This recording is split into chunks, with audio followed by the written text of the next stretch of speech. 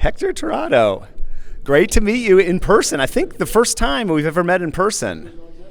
And nice to meet you too. I'm glad to see you here at the convention. Really great place to meet new people.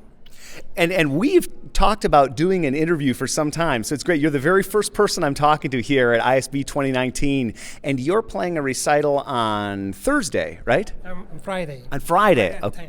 Okay, what are you going to be playing? I will play Karr everything with organ. I will play Karr, then I play Arioso, Andante from Dragonetti, Dragonetti Andante, Ave Maria, Gabriel's oboe, the Father, Malot, and Paganini, variation. Okay, and so you came all the way from Puerto Rico here, and I've been a fan of yours for many years, and you have a great story. Especially, you play the bass, but your hearing you have a hearing impairment, right? Yeah. Just tell us about that. Yes, I play using proprioception, proprioceptivity, and kinetic movement. So I just feel the vibration of the bass from the feet. As soon as I get the bass, it's like a lot of information for me. So I don't listen to the sound, just feel it, the sound. It's remarkable. I remember you talking about that, and somebody who's been a major influence in your life has talked about that too, Gary Karr. Tell me a little bit about how you got to know Gary Karr. I knew him, well, it's a long story, Jason, but when I was a kid, he came to Puerto Rico 4 times. But the first two times, he came every 2 years. So the first year, I couldn't play for him. So I knew him by recording. So I say, someday I will play for him. So the first two, after four year, he came again. I couldn't play for him because I was so young. So 6 years later, I say, okay, I'm ready to play for him. So I went to the hotel. I have a meeting, and he said yes. Yeah, I said, Mr. Karr, can I play for you? I went to the hotel and I learned the bass, from the conservatory. I didn't have a bass, so I played Reverie for him. And right after that, he wrote me a letter of recommendation to study with him at Yale. But I had to wait 1 year. So there, after a year, I went to Yale to make my master's degree. And then every summer at GISA and Victoria, every other summer. I have a lot of things to, good remembrance, memories. Yeah, what a fantastic person. Of course, the first album I ever had of bass, of course, was Gary Karr playing, Dragonetti, that wonderful album. So he's been, yeah. And I usually, by that time, I just came to listen his recording LP, just in front of the speaker, loud, of course. So I met him. I met him many years by the LP, but in person 6 years after. So around when I was 18 years old, maybe. Wow.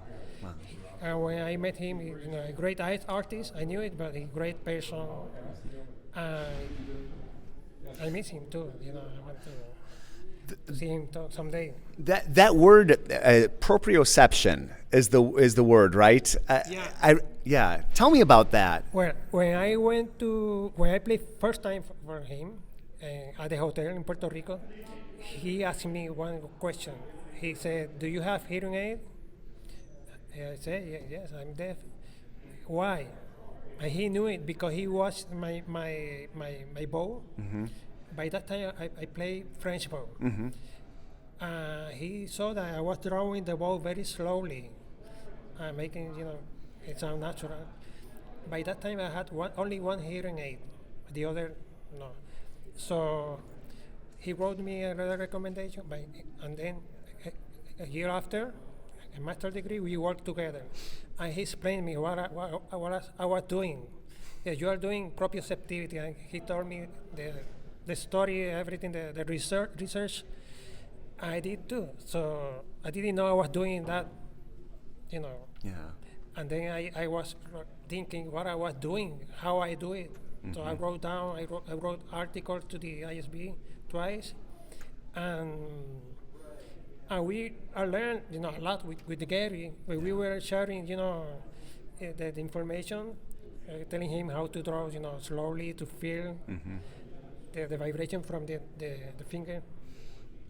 So I discovered it from him. He said proprioceptivity. So I just started to do the research. So after proprioceptivity, you can also you can add the kinetic movement. It's the same. Kinetic is the movement. Right now I'm playing E flat. Yeah, E flat. I know with the bass and everything, and the height. I know this is E flat. And if you're just listening on the audio, Hector is just holding his arm in the air, and he just knows that's where E flat E is. flat. So you can bring the bass. You can bring the bass, and we can sometimes. I will tell you. It's E flat. It's remarkable, and I know Gary Karr that's a term he's brought up with me too, just talking about bass technique, proprioceptivity. It's really interesting, and you have written it. I've definitely read one of your articles about it in the eyes. I'll make sure to link back to that so that people can check it out and learn more about it. It's really interesting. Yeah, everyone, you, me, everyone can discover the proprioceptivity, can use it to can add to their technique, and instead to use your ears when you play to the big hall, you need to listen to the words. So for me, I have to listen here, so I have to feel. I don't listen. And you feel it through your feet too. With Wow. the podium, Yeah. or with a wood floor. So you're always either on a wood floor or up on a podium, like a box, resonant box. Yeah. By the recital on Friday, I will be playing on the podium with organ. The two will be behind me. My skin going. So I was playing. Everyone has the same sensation because you have skin. Yeah. So it's a big organ we have. We can develop. And how can we develop?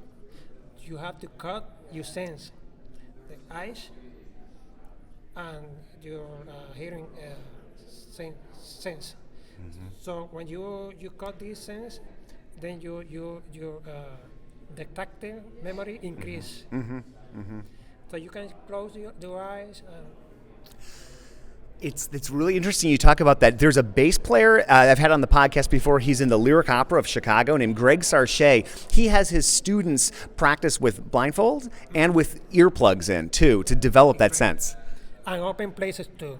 When you are in the football outside, no work, it's the best place to practice. That's really interesting. That's a good point because the sound just goes. Yeah. You will be concentrating on the vibration of the bow. And your fingers. I feel, ever since talking with Gary Karr about that, I feel that in my bow hand more. I've been trying to tap into that, and I feel the stick vibrate, feel the bow, and as soon as I do that, everything just relaxes in me. You have to be relaxed. You can make it. Letter M. You can when you press it, you can feel the bones of your teeth, and you can listen to the sound. But my favorite is when you press it, but not press, just put together the lip. You feel the sensation of the nerves. So that information goes through the brain. It tells you which note you're playing. Yeah.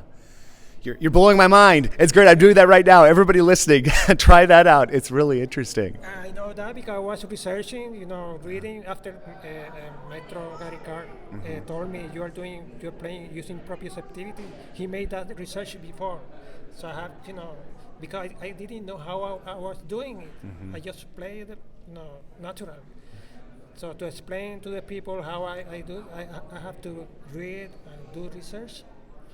I'm very interesting, every day I'm discovering new ways to play the double bass. My favorite is to play on the podium, barefoot, dark places, with a headphone on, so I can hear your podcast and practice. I love that you're doing that. Thank you. You have many podcasts, so I have to, every hour to listen. It's such a pleasure to meet you in person. We've talked about doing this for a few years now, so it's great to be. Let's do it again. Let's definitely, and I can't wait to check out your recital on Friday. And I just find you very inspiring, and it's great to get a few minutes to chat with you, Hector. Just thanks for everything you do. Nice to meet you, and I hope to see you. To share together the information to your audience through YouTube, your channel. Yeah. So Let's have this be the first of many. yeah.